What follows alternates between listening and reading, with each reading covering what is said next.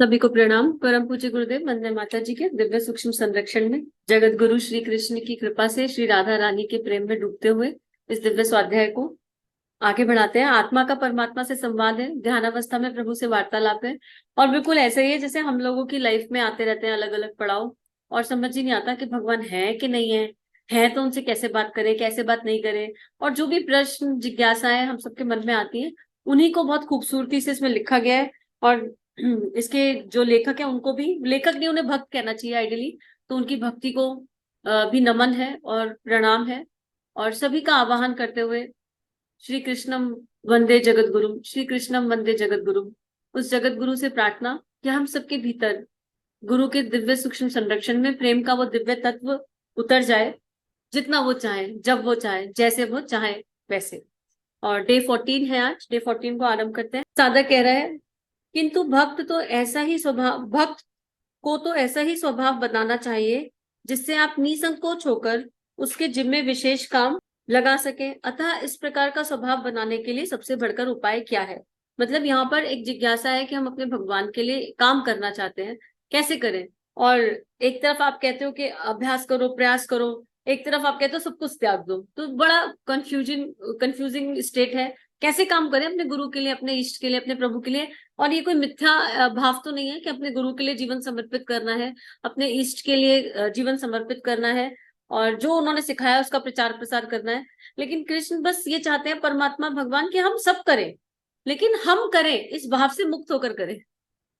वो करवाएं, जब उन्हें चाहिए तब करवाएं, जैसे उन्हें चाहिए वैसे करवाएं।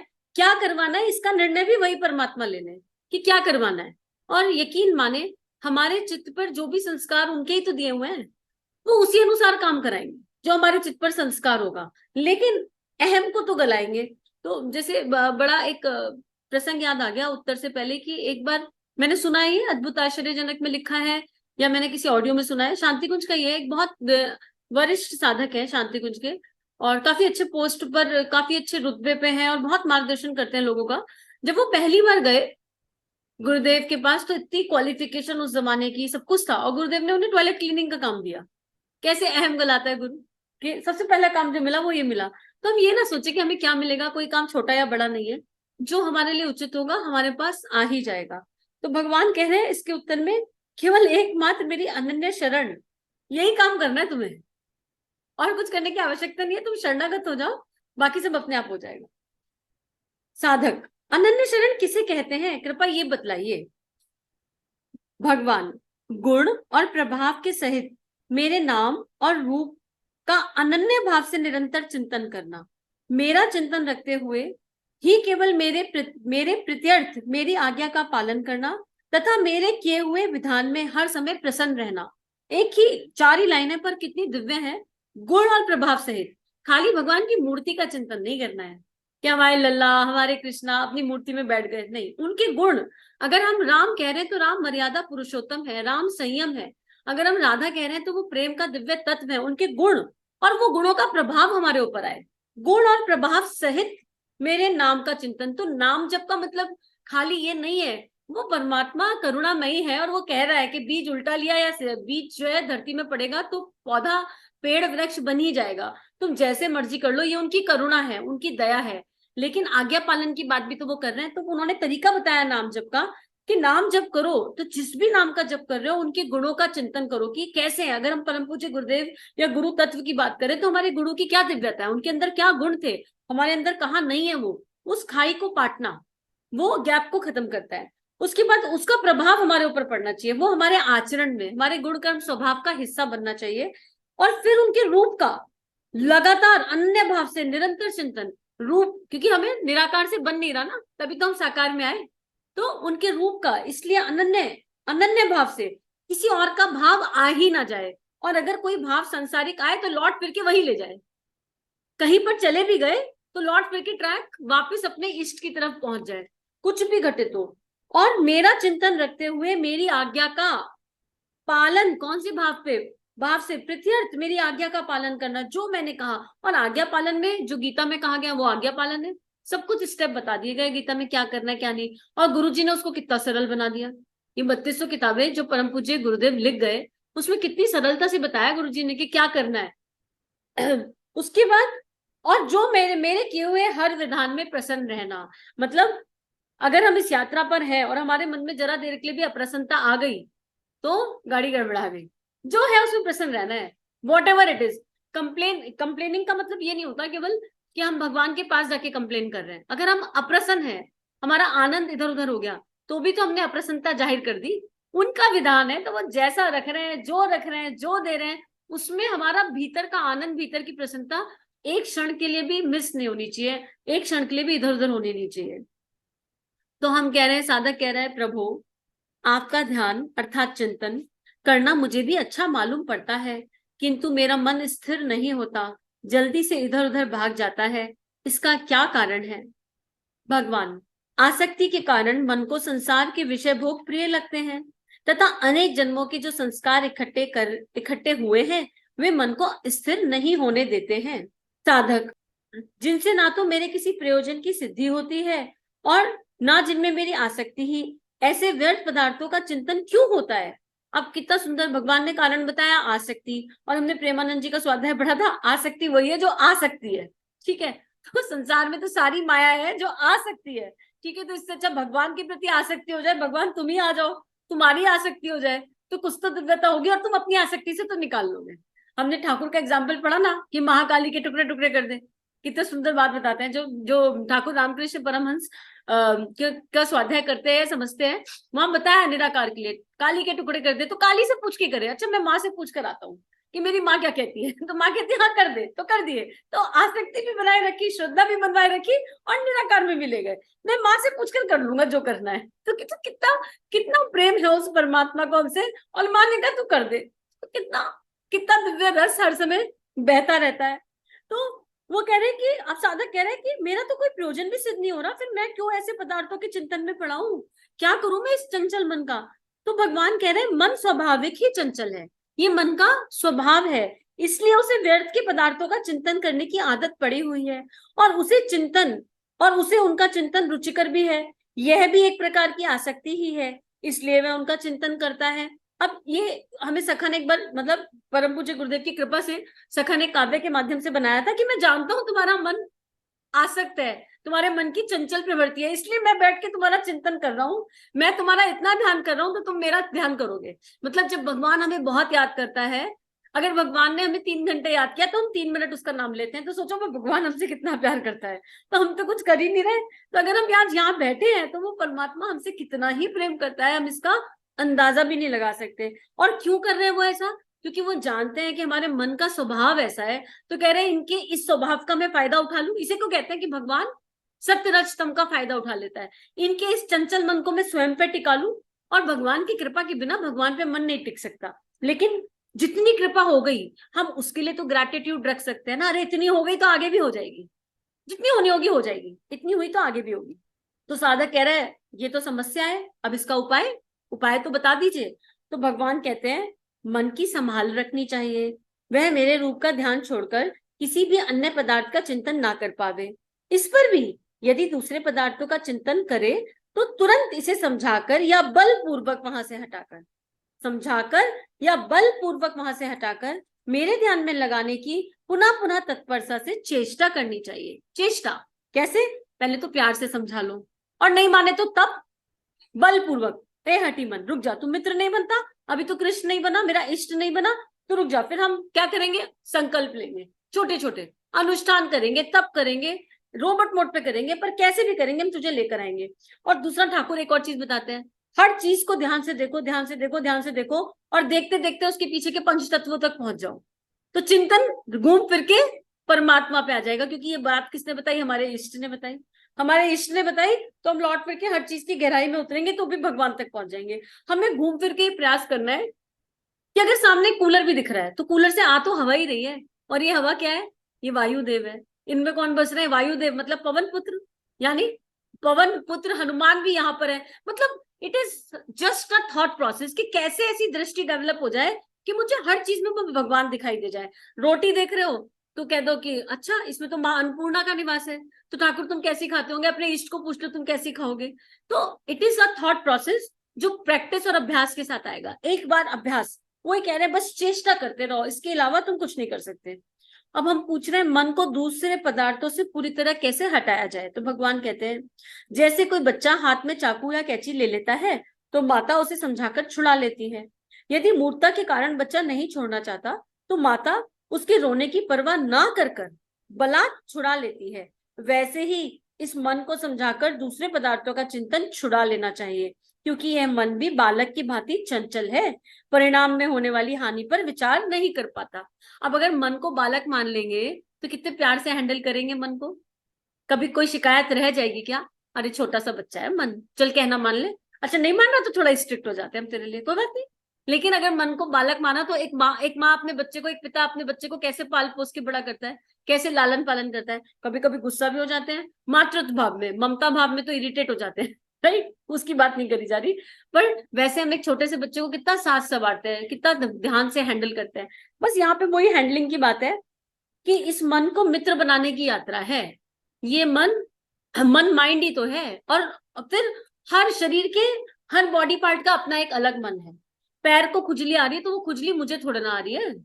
पैर में दर्द है तो वो पैर को दर्द है। पैर का दर्द मेरी ब्रेन को इंफॉर्मेशन दे रहा है और मुझे पता चल रहा है, राइट। लेकिन ये दर्द मैं नहीं हूं, मुझे इस दर्द से अलग हटकर इसको हैंडल करना पड़ेगा। अगर मैं ये मान लूं मुझे दर्द हो रहा है तो गाड़ी गड़बड़ा जाएगी ना। नहीं, इस पैर को दर्द हो रहा है और ये पैर इस आत्मा का इंस्ट्रूमेंट है, इस देह का। तो पहले पैर को ग्रेटिट्यूड जाएगा, ठीक है भैया तूने इतने टाइम संभाला, आज दर्द है तो इसे भी हैंडल करेंगे, पर तू बहुत इंपॉर्टेंट है, तेरी बड़ी कीमत है, तो इसमें दवाई भी लगाएंगे, इसका इलाज भी करेंगे, लेकिन सुख दुख से परे होकर करेंगे। क्योंकि ये दर्द मैं नहीं हूं और ये पैर भी मैं नहीं हूं। मुझे अच्छे से पता है कि मैं कौन हूं। मैं तो अपने प्रभु का, अपने इष्ट का छोटा सा बालक हूँ। और वो जो मुझे मान ले उसके आगे मैं वो मुझे क्या मानते हैं मुझे पता ही नहीं, वो मुझे क्या मानते हैं। बस मैं उनका और वो मेरे। आ गया चिंतन लौट के परमात्मा पे, हम उनके और वो हमारे। बस ये श्रद्धा विश्वास का आधार है। यह तो मुझे मालूम ही नहीं पड़ता कि मन धोखा देकर कहाँ और कब किस चीज को चुपचाप जाकर पकड़ लेता है। अब इसके लिए क्या पढ़े? अरे ये तो पता ही नहीं चला कि कब चिंतन भाग गया। वो कहते हैं ना, माला करने बैठे 3 माला, लेकिन 3 माला 15 मिनट की करी या उन 3 माला में इधर उधर भटक गए, कहाँ भटके। तो उसका एक तरीका बताया जाता है बड़ा अच्छा, पेन कॉपी लेके बैठो, जितनी बार पता चले मन भटका कॉपी पे लिख लो कहाँ भटका, तो पता चल जाएगा ये दायरा कहाँ है। और जब भी साधना करने जब करने बैठो तो इस मन को जो हम इंस्ट्रक्शन दे देते हैं उस पर ये काम करता है, कहना मानता है। तो एकदम खुला मत बैठो। जैसे कोई साधना करने बैठो, अपने इष्ट का मंदिर सोच लो, अपना आश्रम सोच लो, अपने गुरु का, जो आपको एक अच्छी जगह लगती है। आपको पहाड़ अच्छे लगते हैं, नदी अच्छी लगती है, जो आपको अच्छा लगता है उस चीज का विजुअलाइजेशन कर लो। मन तेरा दायरा ये है। अच्छा फॉर एग्जाम्पल शांति कुंज, शांति कुंज के एंट्री गेट से एग्जिट गेट तक तू कहीं भी भाग सकता है, इसके आगे पीछे मत भागियो। बस इतना इंस्ट्रक्शन दे दो और फिर देखो उस 15 मिनट में मन पूरा शांति कुंज दर्शन कराएगा, कहीं नहीं भागेगा। लेकिन वो जगह तो दिव्या है। अच्छा मन, तुझे यहाँ भी मन नहीं लग रहा, चल गंगा नदी के तट पे चलते हैं। हर की पौड़ी गंगा जी का पानी और इसमें चलता हुआ, इसमें डुबकियां लगाता हुआ तू तैर रहा है, इसके आगे पीछे कहीं मत जाइयो। शुरू का अभ्यास ऐसे ही जो आपको अच्छा लगता है आप खुद विजुअलाइजेशन ले लो, क्योंकि धारणा के बिना ध्यान जब लग ही नहीं सकता, मन ही नहीं लगेगा। तो ये मन जैसे छोटे बच्चे को उलझाती है ना माता खिलौना देकर, मैं खाना बनाने जा रही हूँ, ऐसे मन को ऐसे छोटे छोटे खिलौने पकड़ाने हैं, पर वो खिलौने दिव्य होने चाहिए। अब माँ गंगा पे मन लगेगा तो क्या माँ गंगा ध्यान ना रखेंगी? वहां पे भी तो भगवान ही बस रहे हैं। शांति कुंज की भूमि में विचरण करेगा तो वहां तो कोने कोने में गुरुदेव माता जी, गायत्री माता है, क्या ध्यान नहीं रखेंगे? आपको जो अच्छा लगता है, जो आपको माउंटेन्स पसंद है, माउंटेन विजुअलाइज कर लो। अच्छा चल, उगते हुए सूर्य के नीचे बिल्कुल स्वर्णिम प्रकाश, हिमालय की चोटी, यहाँ पे बैठ जा और यहाँ से यहाँ तक जाइए, इसके आगे पीछे मत जाइए। आप ऐसी धारणा करके करो तो अपने आप ऑटोमेटिकली ये मन रूपी बच्चा संभलने लगेगा, इसे अभ्यास हो जाएगा। और संसारिक कामों से निवृत्त होके बैठे। ऐसा नहीं कि गैस पे दूध रख दिया, अरे 15 मिनट में दूध उबल जाएगा, इतनी देर में हम कर लेंगे, थोड़ी देर बाद ये घूम फिर के दूध पे ले जाएगा, दूध निकल जाएगा। तो कुछ ऐसा काम मत करो, अपने आप को 15 मिनट फ्री दे दो, संसार की कोई चीज नहीं, और फिर शांति से बैठो। या फिर अलार्म लगा के बैठो अगर आपका कोई अर्जेंट काम है, जिससे बार बार घड़ी देखनी ना पड़े। अरे कहीं टाइम तो नहीं हो गया उस काम का, अरे कहीं टाइम तो हो गया, नहीं हो गया उस काम का, नहीं। सिट विद अलार्म, चाहे 5 मिनट, जरूरी नहीं है 50 मिनट, 5 मिनट पूरे दिल से, प्रेम से, श्रद्धा से अगर बैठ गए तो उस 5 मिनट में भी आपको वो कनेक्टिविटी मिल जाएगी जो आपके लिए उस क्षण आवश्यक होगी। क्या मिलेगी ये तो आप जानोगे, आपके चित्त का संस्कार जानेगा, और उससे भी ज्यादा आपका इष्ट जानेगा, क्योंकि उन्हें जो जब देना है वो दे ही देंगे। फिर कह रहे हैं जैसे माता बच्चे का बराबर ध्यान रखती है, वैसे ही मन की निगरानी करनी चाहिए। अब माता तो बच्चे का ध्यान स्थूल से नहीं रखती हमेशा, बच्चे को, कई बच्चा सो रहा है तो 100 काम भी जाती है, लेकिन चिंतन तो बच्चे पे ही रहता है। ऐसे ही इस मन की तरफ हमारा चिंतन हो जाए, हर समय कुछ भी काम कर रहे हो, ये देख ले कि भाव क्या आ रहे हैं। भाव केवल मूल में अपने परमात्मा से, अपने इष्ट से जुड़े हुए। हम कह रहे हैं साधक, मन बहुत ही चंचल है, बलवान है और उद्दंड है, इसे रोकना बहुत ही कठिन प्रतीत होता है। भगवान, कठिन तो है, पर जितना तुम मानते हो उतना कठिन नहीं, क्योंकि यह प्रयत्न करने से रुक सकता है। अतएव इसको कठिन मानकर निराश नहीं होना चाहिए। माता बच्चे की रक्षा करने में कभी कठिनता नहीं समझती, यदि समझे तो उसका पालन ही कैसे हो। अब यहाँ पर इतनी दिव्यता है, अपने ही मन को समझदार बनाने में मातृत्व भाव का विकास हो रहा है। मातृत्व भाव का कितना दिव्य विकास हो रहा है, अपने ही मन से। आप अपने मन को छोटा बालक मान लिए और अब इसके साथ मित्र के जैसे बिहेव कर रहे हो, माँ के जैसे बिहेव कर रहे हो, और इसको कहा जहाँ कठोरता से दंड देना है, वहां उस कठोरता के पीछे भी प्रेम छुपा है। अब शिकायत नहीं आ रही, अरे ये मन सुनता नहीं है, अरे ये ऐसे करता है वैसे, शिकायतें खत्म हो गई यहीं पर। अगर कंप्लेंट्स खत्म, एक माँ कभी बच्चे से कंप्लेन कर सकती है क्या? कभी भी नहीं कर सकती, नेवर एवर। एक माँ कभी बच्चे को पनिशमेंट दे सकती है? तो अब ये मन को ही हमने छोटा बालक मान लिया और उसको, उसका हम नर्चर कर रहे हैं। कौन नर्चर कर रहा है? उस परमात्मा की शक्ति से, श्रद्धा और विश्वास के सहारे से, अपने भगवान की आज्ञा का पालन करते हुए आसक्ति मुक्त होके नर्चर कर रहे हैं, इच्छा मुक्त होके नर्चर कर रहे हैं, अपेक्षा मुक्त होके नर्चर कर रहे हैं। क्योंकि हम तो फिर नौकरी कर रहे हैं ना, आज्ञा का पालन यही तो समझा रहे भगवान, ऐसा करो, क्योंकि वो कह रहे हैं इसलिए हम नर्चर कर रहे हैं, नहीं तो हम इसे कभी नर्चर कर ही नहीं पाएंगे। और आज्ञा पालन की बात तो लगातार आ रही है कि जो मैं कह रहा हूं उस आज्ञा का पालन करो। आगे लिखते हैं, साधक, क्या मन सर्वथा बच्चे के ही समान है? अब यहाँ डाउट आ गया, ये सच्ची में बच्चा ही है क्या? ये छोटा बच्चा तो बड़ा सीधा सा होता है, वो जो 6 महीने का होता है, 1 साल का, वो तो कुछ करता ही नहीं है, बच्चा ही है सच में। भगवान, नहीं, बच्चे से भी बलवान और उदंड अधिक है। भगवान कह रहे हैं बिल्कुल भी बच्चा नहीं है, उससे तो बहुत शैतान है, उद्दंड है। तो फिर इसका निग्रह कैसे करें? भक्त कह रहा है। भगवान कहते हैं निग्रह तो किया जा सकता है, क्योंकि मन से बुद्धि बलवान है, क्योंकि मन से बुद्धि बलवान है, और बुद्धि से भी तू अत्यंत बलवान है। यानी मन से बलवान संकल्प, वो संकल्प जो भगवान की, गुरु की शरण में बैठकर लिए गए या आ गए, अंतःकरण से प्रेरणा उठी, और उनसे भी अधिक बलवान तू है। यहाँ तुझसे, तू किसे कहा जा रहा है? भाई तू तो शरणागत हो गया ना, तो मैं करता तो मैं ही हूं, हम तो आज्ञा पालन कर रहे थे। तो तू ये मत सोच कि तू इस उद्दंड मन को समझा रहा है, मैं ही हूं तेरे भीतर से जो तेरे उद्दंड मन को बालक बना रहा हूं, छोटा सा। इसलिए जैसे माता अपनी समझदार लड़की के द्वारा अपने छोटे बच्चे को समझाकर या लोभ देकर, यदि वह नहीं मानता तो बह दिखाकर भी अनिष्ट से बचाकर इष्ट में लगा देती है, अनिष्ट से बचाकर इष्ट में लगा देती है, वैसे ही मन को बुद्धि के द्वारा भोगों का भय दिखाकर, ये भय उचित है, भोगों का भय दिखाना उचित है, भय दिखाकर इन नाशवान और क्षणभंगुर सांसारिक पदार्थों से हटाकर पुनः पुनः मुझ में लगाना चाहिए। पुनः पुनः, बार बार भोगों का भय। भाई ओवर ईटिंग करेगा तो पेट दुखेगा, बता दो, फिर कर्म का फल नहीं मानेगा तो कर्म का फल उठाना ही पड़ेगा। किसी को गाली दी तो उस एक्शन के रिएक्शन तो आएगा ही, लौट के सामने वाला तुझे गुस्सा करेगा, डंडा भी मार सकता है उसमें, तेरी पिटाई भी कर सकता है उसमें। तो ये एक भय से ज्यादा चेतावनी है, वार्निंग। मन को वार्निंग्स दे दो कि देख ये करेगा तो ये होगा, अब तू तैयार है इसके लिए? अगर तू तैयार है तो कर ले भैया। अनुभव से सीखता है इंसान, कई बार एक्सपीरियंशियल नॉलेज बड़ी इंपॉर्टेंट हो जाती है कि करके देख ले। जब तक कड़वा खाया नहीं, पता कैसे कड़वा कड़वा है। कितना ही भगवान बता दे, कितना ही माँ बता दे कि चाय गर्म है बालक को, जब तक चाय से बालक एक बार जलता नहीं, उसे समझ में नहीं आता चाय गर्म है। एक बार अनुभव हो जाए तो चाय दूर से देख के कहता है हाँ हाँ हाँ, अपने आप पीछे भागने लग जाता है राइट।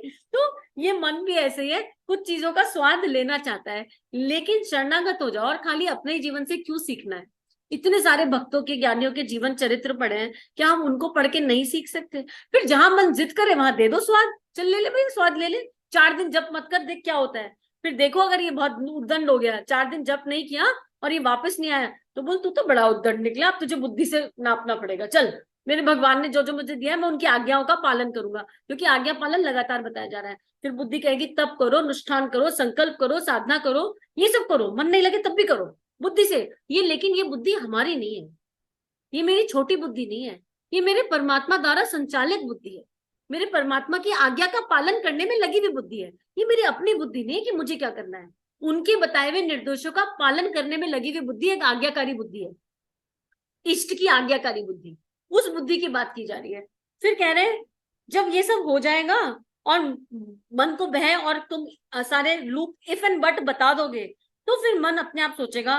और इस सब में देखो, इस सब में खूबसूरती क्या हो रही है, चिंतन तो इष्ट का ही हो रहा है ना। ए मन तू क्या भाग रहा है, तुझे समझ नहीं आता भगवान का नाम लेना चाहिए, फिर भगवान आ गए बीच में।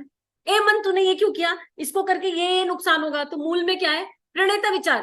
प्रणेता विचार तो फिर इष्ट ही हो गया ना, क्योंकि हमें भगवान ने सही दिशा बता रखी है, क्योंकि हमने गीता में ये पढ़ा है, क्योंकि गुरुजी ने ये समझाया है, क्योंकि सारा स्वाध्याय ये कहता है। तो फिर चिंतन कहीं रूट में तो अपने इष्ट पर हो गया।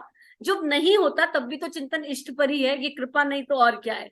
फिर कह रहे हैं साधक इस प्रकार चेष्टा करने पर भी मैं अपनी विजय नहीं देख रहा हूं।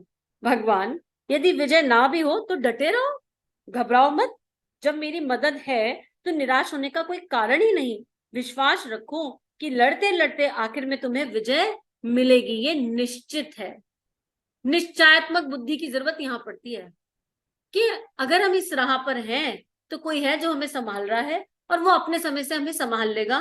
कब कैसे हमको देखना ही नहीं है, कौन सी डेट को हमको देखना ही नहीं है, हमको डरना नहीं है। हम वो चींटियां जो दीवार पार कर ही जाएंगी, कभी ना कभी गिरेंगी, उठेंगी, फिर चढ़ जाएंगी, फिर गिरेंगी, फिर उठेंगी, फिर चढ़ जाएंगी, लेकिन उत्साह के साथ। ये शुरू में बताया था इस स्वाध्याय में कि अभी उत्साह कम नहीं होना चाहिए, मूल में निराशा नहीं होनी चाहिए। क्या अब कोई रास्ता नहीं है इसलिए हम इस रास्ते पर है? नहीं जी, बिल्कुल भी नहीं। क्या आप 10 बार प्रयास कर लिया, हार गए, 11वीं बार अब कोई रास्ता तो बचा नहीं, क्योंकि हम ना घर के रहे ना घाट के, तो इसी रास्ते पे चल लेते हैं। बिल्कुल जरूरत नहीं है चलने की, तुम घाट का पानी पीकर आ जाओ। सारे घाटों के पानी पीकर आओ, फिर भागते हुए आओगे उत्साह के साथ। इसलिए हमेशा उत्साह, विश्वास और प्रेम के साथ। कोई बात नहीं, हम जितनी बार भी गिरे उसमें बल्कि भलाई है। मान लो मैंने 40 दिन का कोई अनुष्ठान लिया, अंतर मन से प्रेरणा उठी या किसी ने कह दिया या कोई माध्यम हुआ, 40 दिन अनुष्ठान लिया, बड़े अच्छे से चला, और 39th डे पर आकर अनुष्ठान टूटा, तो खुशी मनाओ। किस बात की, दोबारा 40 दिन करने को मिलेगा क्योंकि हमारा टूट गया, तो हम 40 दिन और परमात्मा के चिंतन में लगेंगे हम कम से कम। लेकिन हम क्या करते हैं, अनुष्ठान टूट गया के दुख से इतने दुखी हो जाते हैं कि उत्साह खत्म हो जाता है दोबारा करने का। अरे परमात्मा ने मुझ पे अनंत कृपा करी, नहीं तो 40 दिन करके कितना शेर हो जाते हैं। अरे 40 दिन निभ गए, अरे 80 दिन निभ गए, अरे 90 दिन निभ गए, शेर हो जाते, साल निभ गया, कितना शेर हो जाते। कब अहंकार घर कर जाता पता ही नहीं। लास्ट डे पर आकर उन्होंने भांजी मार दी, बैलून फूट गया। तो वहां दुखी मत हो, उदास मत हो, निराश मत हो। वो 38 दिन किसने निभाए? कोई तो शक्ति थी जिसने 39 डेज करवा दिया। क्या उसके लिए कृतज्ञता नहीं रखेंगे? क्या उसके लिए ग्रैटिट्यूड नहीं रखेंगे? क्या उसके लिए आभार नहीं करेंगे? हाय मेरे परमात्मा, हाय मेरे इष्ट, है मेरे गुरु, आपकी कितनी अनन्य कृपा हुई मुझ पर कि जो जन्म जन्म से संस्कार अटके हैं आपने उनसे छुड़वाकर मुझे 48 दिन, मुझे 38 दिन इस चिंतन में लगाए रखा। कोई बात नहीं, जो आज टूट गया मैं पुराना अभ्यास करूंगा, फिर से अभ्यास करूंगा, दोबारा उठा लो 40 दिन का, कोई रोक रहा है? मूल तो यही है, हे राम कितनी मुश्किल से 39 डेज हुए थे, अब फिर से 40 दिन करने पड़ेंगे क्या? गड़बड़ तो यहाँ है, रोना तो इस बात का ज्यादा है क्या राम, कैसे कैसे तो 39 हुए थे, अब ये क्या हो गया प्रभु? क्योंकि दोबारा 40 दिन कौन करेगा अब? लेकिन जब परमात्मा से प्रेम होगा तो दोबारा 40 दिन करने का आनंद होगा। अरे वाह, मजा आ गया। जरूरी नहीं है कि बैक टू बैक करे जाए, गैप लेके कर सकते हो, 5-5 दिन का लेके कर सकते हो, 8-8 दिन का लेके कर सकते हो, पर पूरा तो कर लेंगे, भगवान घिस पिट के ही करे। लेकिन यहाँ तो दिक्कत ये है कि इतनी मेहनत से करे थे हमने, अरे हमने किए ही नहीं थे, हमने किए ही नहीं थे, इसलिए वो भगवान आनंद ले गया। तो यही वो बता रहे हैं कि निराश होने का कोई कारण नहीं है, तुम आखिर में विजय पाओगे ही पाओगे। बस जहां दृष्टि बदली वहां सृष्टि बदली, और दृष्टि में केवल कृतज्ञता होनी चाहिए, विश्वास और कृतज्ञता। हम कैसे थैंक यू बोल सकते हैं, किस परिस्थिति में बोल सकते हैं? अब कह रहे साधक, प्रभु आप यह बतलाइए कि जब मैं आपके ध्यान करने के लिए एकांत में बैठता हूँ तो निंद्रा आलस से सताने लगते हैं, इनके लिए क्या करना चाहिए? बड़ा कॉमन है भैया, नींद तो सबको आती है जब करते हो, बड़ी बहुत ही ज्यादा वाली आती है।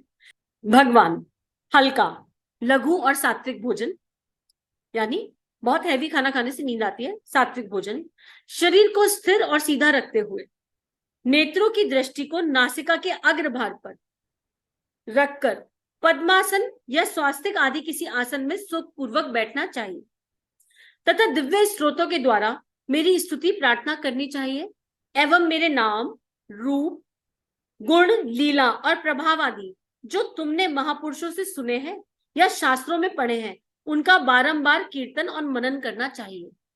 ऐसा करने से सात्विक भाव होकर बुद्धि में जागृति होती है, फिर तमोगुण के कार्य निंद्रा और आलस से नहीं आ सकते।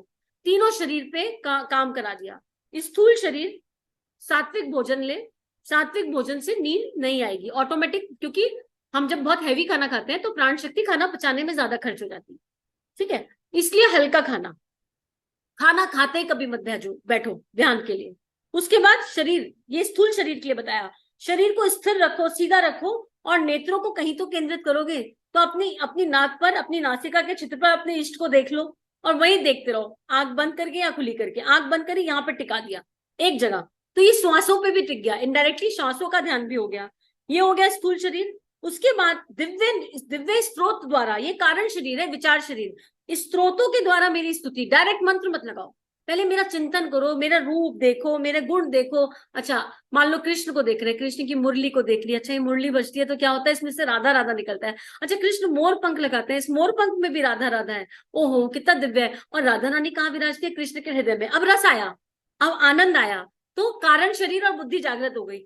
और हम जब स्त्रोत कर रहे हैं तो हमारी भावनाएं जुड़ गई, और भाव जुड़े बिना कोई ध्यान सध नहीं सकता, ठीक है। भाव जुड़ा, सब प्यार से, बहुत प्यार से कर रहे हैं। ये बिल्कुल ऐसा है जैसे एक माँ बच्चे को प्यार करती है तो कितनी बलाई लेती है, मालिश करी, कपड़े पहनाए, फिर काजल लगाया, टीका लगाया, फिर फोटो खींच खींच के भेज रही है सब जगह। सोचे एक माँ जब छोटे रेडी करती है तो कितना बड़ा, अच्छा फिर सुला भी देती है, चल तेरा सब कुछ हो गया तू सो जा, कितना ध्यान। तो ये मन का ध्यान ही तो रख रहे हैं, छोटा सा नन्हा सा बालक मन है, चल बेटा सीधा बैठ जा, एकदम स्थिर हो जा। उसके बाद अच्छा चल अब सांसों पे ध्यान रख, हल्का खाना खाएंगे, कितने प्यार से। और उसके बाद फिर इस मन को स्तुतियों में लगा रहे हैं, अपने इष्ट के रूप को देख रहे हैं, गुण को देख रहे हैं। अरे यार, मेरे कृष्ण चक्र भी उठा लेते थे, मुरली भी उठा लेते थे, ये दोनों ही काम कर लेते थे। अच्छा, इन्होंने ब्रज में तो गोपियों को पागल बना दिया प्रेम से, और ये कुरुक्षेत्र की भूमि में गए तो गीता बोला है। अरे ये छलिया है कौन? करो चिंतन, करो चिंतन, प्रेम। इससे क्या होगा, वो अनन्य प्रेम आपके इष्ट के प्रति जागेगा, वो प्रेम जो अश्रु पूरित कर देगा। और फिर इतने प्रेम में डूबकर किसे नींद आई, अपने आप सारी नींद आलस सब उड़ जाएगा, भाग जाएगा, आ ही नहीं सकती, छू ही नहीं सकती। और जो आ जाए तो कृष्ण की गोदी में सो गए, क्या प्रॉब्लम है? ऑपरेशन करना है उस परमात्मा को हमारा। ध्यान में कोई भी ध्यान करो, अगर मान लो 40 मिनट का ध्यान है, आपने ध्यान शुरू किया और जब ध्यान अंत हुआ तो आपकी आंख खुली और आपको पता ही नहीं चला क्या हुआ, तो डॉक्टर ऑपरेशन कर रहा है तो एनेस्थीसिया मोड में तो ऑपरेशन करेगा। हो गया ऑपरेशन एनेस्थीसिया मोड पे, अंदर के विकार निकाल दिए। और मान लो वो जागृत अवस्था में करे तो बहुत चीखेंगे चिल्लाएंगे हम, क्योंकि हम छोड़ना नहीं चाहते, वो आ सकते, जानते हैं कि है फिर भी नहीं छोड़ते, तो हम चीखेंगे चिल्लाएंगे। इसलिए उन्होंने, अगर यहाँ स्थिति है कि अश्रु पूरित होकर ध्यान लगा है और फिर भी ऐसा लगा कि सो गए, तो वो डिवाइन टाइम है, you are not sleeping, that is a beautiful time where our ईस्ट इज वर्किंग ऑन अस। जो भी हमारे भगवान है वो हम पर काम कर रहे हैं। तो तीनों शरीरों को कर्म कर लिया और फिर कह रहे हैं फिर तमोगुण के कारण निंद्रा और आलस नहीं आ सकते, स्पेशली लिखा है तमोगुण की निंद्रा नहीं आ सकती। और निंद्रा तो सतोगुण की भी होती है। ध्यान क्या, समाधि क्या है, एक तरह की नींद ही तो है, वो भी होती है। अब कब क्या मिला उसमें नहीं जाना, लेकिन जब चिंतन होगा तो अश्रु गिर जाएंगे, और अश्रु के बाद तो फिर सब कुछ अपने आप घटित हो जाता है। एक अंतिम प्रश्न ले लेते हैं, फिर यहाँ पर इस स्वाध्याय को रोकते हैं। साधक, भगवान आपने गीता में कहा है कि मेरा सर्वदा निरंतर चिंतन करने से मेरी प्राप्ति सुलभ है, क्योंकि मैं किए हुए साधन की रक्षा और कर्मों की पूर्ति करके बहुत ही शीघ्र संसार सागर से उद्गार कर देता हूँ। किंतु आप अपनी प्राप्ति जितनी सुलभ और शीघ्रता से होने वाली बताते हैं, वैसे तो मुझे प्रतीत होती नहीं। अब देखो यहाँ संशयात्मक हो गया, वो कह रहे मैंने जो कहा उसमें संशय मत करो, शास्त्रों में जो लिखा है उसे मान लो, लेकिन ये बैरी मन, ये बैरी जिज्ञासाएं, ये बैरी प्रश्न खत्म ही ना होते। हम क्या कह रहे हैं, आपने गीता में कहा है तो हम मानना तो चाहते हैं, पर क्या करें, जब हम प्रैक्टिकल करके देखते तो फेल हो जाते हैं, लिखे हुए को प्रैक्टिकल नहीं बना पा रहे हैं। ये तो ऐसा हो गया कि साइंस का कोई एक्सपेरिमेंट पढ़ा और जब लेबोरेटरी में गए तो ब्लास्ट हो गया, उसमें तो लिखा था इस वाले केमिकल को इस वाले केमिकल से मिलाओ तो ऐसा वाला रंग आएगा, लेकिन जब हमने प्रयास किया तो रंग कुछ और हो गया। हम ये नहीं देख रहे कौन सा केमिकल ज्यादा कौन सा कम हुआ, और टीचर की देखरेख में हुआ कि नहीं हुआ, तो गुरु की देखरेख में करेंगे तो सब होगा। तो भगवान कह रहे हैं मेरा नित्य निरंतर चिंतन होता ही कहाँ है, इसी से तुझे मेरी प्राप्ति कठिन प्रतीत होती है। भाई मैंने गीता में जो लिखा वो सही है, तू बता दे कोई 24 घंटे लगातार मेरा चिंतन किया हो तो बताओ, किसी ने किया 24 घंटे लगातार? हम तो फेल है इसमें, 24 घंटे तो ना हो पाया भाई, जितना उन्होंने करा दिया उतना हो गया, पर 24 आवर्स नॉन स्टॉप इष्ट से चिंतन हटा ही ना हो, ऐसा हो पाया क्या कभी? तो कह रहे नित्य निरंतर, नित्य, नित्य मतलब जो बिल्कुल सत्य हो, ऐसा इमेजिनेटरी लैंड वाला नहीं, नित्य निरंतर कॉन्टिन्यूस मेरा चिंतन तुझसे होता ही नहीं, तू करता ही नहीं, इसलिए तुझे कठिन लग रहा है। तो 24 घंटे कहाँ ही हो पाया, लेकिन जितना हो पाया वो भी तो कृपा है, उनकी मर्जी के बिना इतना भी ना हो पाया। आपका कहना यथार्थ है, आपका निरंतर चिंतन करने से अवश्य आपकी प्राप्ति शीघ्र और सुगमता से हो सकती है, किंतु निरंतर आपका चिंतन होना ही तो कठिन है, इसीलिए तो पूछ रहा हूं कि इसका उपाय क्या है, क्या करूं? भगवान, मेरे गुण, प्रभाव, तत्व और रहस्य को ना जानने के कारण ही मेरा चिंतन करना कठिन प्रतीत होता है, वास्तव में वह कठिन नहीं। अब ये कोई ब्रज की गोपियों से पूछे कि कृष्ण का चिंतन करना कितना सरल और कितना आसान है, कहाँ बुद्धि और ज्ञान से हो पाएगा, क्योंकि हम जिस परमात्मा को ढूंढ रहे हैं, गुण, प्रभाव, तत्व और उनके रहस्य को तो जान नहीं रहे। हम तो कह रहे हैं अच्छा तप कर ले, अच्छा जप कर ले, अच्छा स्वाध्याय कर ले, अच्छा ऐसा कर ले, अच्छा वैसा कर ले, अब प्लानिंग कर रहे हैं, आगे आगे की प्लानिंग, तो हम खुद ही उलझ गए, बुद्धि से भ्रमित हो गए। ये सब इंपॉर्टेंट है, लेकिन श्रद्धा, विश्वास, भक्ति और प्रेम के बिना कुछ संभव नहीं। और मूल में भक्ति और प्रेम तो बाद में आएगा, मूल में चाहिए श्रद्धा और विश्वास। जब हमें उससे अनन्य प्रेम हो जाएगा, एक माँ को अपने बच्चे से अनन्य प्रेम होता है, क्यों? क्योंकि माँ जानती है कि मेरा ही जना है, मेरे ही अंश से जन्मा है, इसलिए। बाकी बच्चे से तो नहीं हो रहा ना एक माँ को प्रेम, अपने ही बच्चे से सबसे ज्यादा प्रेम है। तो जिस दिन हम ये मान लेंगे कि हम उन्हीं में से जन्मे हैं, वो तो हमें उसी स्तर पर प्रेम करते हैं, और इसीलिए वो बच्चा माँ करता रहता है। माँ कितनी भी बुरी हो, आप किसी बच्चे से कह दो बड़ा होने के बाद माँ बदल ले, हर बच्चा मना कर देगा अपनी माँ को रिप्लेस करने के लिए। बट एक 10 साल की 10 बच्चों को बिठा लो जो बड़े दुखी हो अपने घर में, और उनको बोलो माँ बदल ली तुम्हारी, इंटरचेंज, नहीं नहीं नहीं नहीं, मेरी माँ जैसी सही है वैसी है, मुझे वो ही मंजूर है, क्योंकि वो माँ और बच्चे का रिश्ता इतना दिव्य हो गया। यहाँ पर भगवान तो जान रहे हैं कि ये मुझसे ही जन्मे है, गुरु रूपी माँ तो ये जानती है कि अनंत जन्मों से मैं ही इनका केयर टेकर हूँ, गार्जियन हूँ, एंजल हूँ, जगत गुरु हूँ, सब कुछ हूँ, ये मुझसे जन्मे है। हमारे अंदर वो बच्चा जीवंत कहाँ है जो ये मान रहा हो? तो जैसे एक छोटा बच्चा माँ माँ माँ करता है, उसे खिलौने थोड़ी देर बहला सकते हैं बस, लेकिन एक पर्टिकुलर टाइम के बाद उसके रोना उसकी माँ ही चुप करा सकती है। और वो बच्चा कितना ही बड़ा हो जाए, 30 का हो जाए, 40 का हो जाए, उसकी माँ उसके लिए माँ ही रहेगी। आज भी हम देख लें, हमारी माँ की जगह कोई और ले पाया क्या? माँ रिप्लेस करने को कोई तैयार नहीं होगा, नहीं नहीं हमारी माँ जैसी है बहुत बढ़िया है। ये वाला जो तत्व है ना, माँ के प्रति जो श्रद्धा हर एज में है, माँ की तो होती है, हर माँ की है, पर हर बच्चे की भी है। वो अपने परम परम परमात्मा में, अपने इष्ट में लग जाए, अपने गुरु में लग जाए, तो इस समस्या का समाधान हो सकता है। तो एग्जाम्पल तो बहुत सारे हैं। प्रैक्टिकल में दिक्कत आती है, और प्रैक्टिकल तो वही करा सकते हैं, जब प्रैक्टिकल में दिक्कत आए तो बार बार प्रैक्टिकल करो, जितनी बार दिक्कत आए उतनी बार प्रैक्टिकल करो। कौन मना कर रहा है? Repeat, keep repeating the practicals, keep repeating the practical. अभ्यास, यही तो अभ्यास है। और फिर अभ्यास का भी प्रयास है, हो सकता है हमारे प्रैक्टिकल में फिर कॉम्बिनेशन गड़बड़ा जाए, कोई वाला केमिकल ज्यादा हो जाए, कोई वाला कम हो जाए, कोई बात नहीं, हम अभ्यास का प्रयास करेंगे। और अभ्यास का प्रयास करते करते अगर मर भी गए, देह छूट भी गई, तो क्या हुआ? अंतिम समय पे तो उसका नाम था ना सांसों में, बस। इससे ज्यादा और कुछ, इससे ज्यादा किसी चीज की आवश्यकता ही नहीं है। यही जीवन की पूर्णता है, और बाकी सब काम अपने आप हो जाए। बच्चे का कोई काम रुका आज तक? किसी बच्चे का कोई काम रुका? उसकी माँ बैठी है ना सब संभालने के लिए, और सब संभालती भी है, उस बच्चे को कोई टेंशन नहीं होती। तो ऐसे ही हमारा कोई काम नहीं रुकेगा जब ये बाल सरल भाव जाग जाएगा। इसी के साथ स्वाध्याय को आगे बढ़ाएंगे, आज के लिए नहीं लेकिन कल के लिए। सभी को बहुत बहुत सारा थैंक यू, बहुत बहुत आभार। परम पूज्य गुरुदेव, गुरु तत्व का, परम वंदे माता जी का, मातृ शक्ति का अनन्य प्रेम, हम सब इस प्रेम गंगा में बह जाए, बस यही प्रार्थना। और अगर आपको अच्छा लग रहा है, आपके चिंतन को, आपके मन को, आपकी भावनाओं को स्पर्श किया, तो जो हमें अच्छा लगे वो बांट देना चाहिए। आप चाहो तो इसे आगे बांट सकते हो। राधे राधे, जय श्री राधे, राधे राधे, जय श्री राधे, राधे राधे, जय श्री राधे। हमारे YouTube चैनल को सब्सक्राइब कीजिए और बेल आइकन पर क्लिक कीजिए ताकि आने वाली सभी वीडियो की नोटिफिकेशन आपको मिलती रहे। आप सभी को बहुत बहुत थैंक यू।